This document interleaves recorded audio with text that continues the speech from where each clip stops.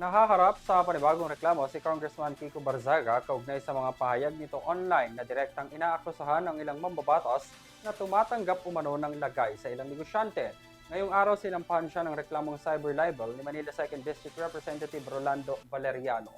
Tunghayan ang detalye sa aking report.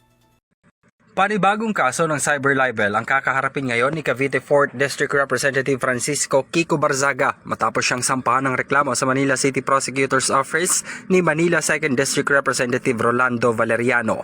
Nagugat ang mga kaso ni Barzaga kaugnay ng viral social media post nito kung saan inakusahan niya ang NUP lawmakers ng pagtanggap umano ng suhol kapalit ng suportang politikal. Ito na ang ikatlong kaso ni Barzaga sa kasong cyber libel ngayong linggo.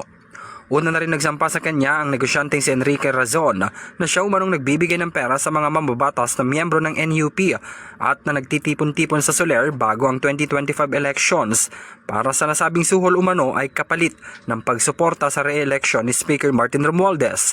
Kabilang rin sa nagsampa sa kanya sa hiwalay na reklamo si Deputy Speaker Ronaldo Puno. Yun, medyo grabe na rin na inaccuse niya kami yung NUP na tumanggap ng bribe from Mr. Enrique Razon, which mukhang hindi maganda. Kaya minarapat ko na mag-file ng case against him. Ayon kay Valeriano, walang batayan o pruweba ang akusasyon ni Barzaga kung saan nailagay sa alanganin ng reputasyon ng mga lawmakers. Binigyang diin pa niya ang nasabing akusasyon ay hindi lamang nakadirekta sa isang tao kundi sa buong partido na may pagkakakilanlan. So, what for? Tsaka anong kinalaman ni Mr. Enrique Razon, although meron time na sinusupport niya NUP, pero ano kinalaman niya sa politics in Congress, di ba? Never mo naman narinig na nag-medal yun. Pero at any rate sa akin, wala.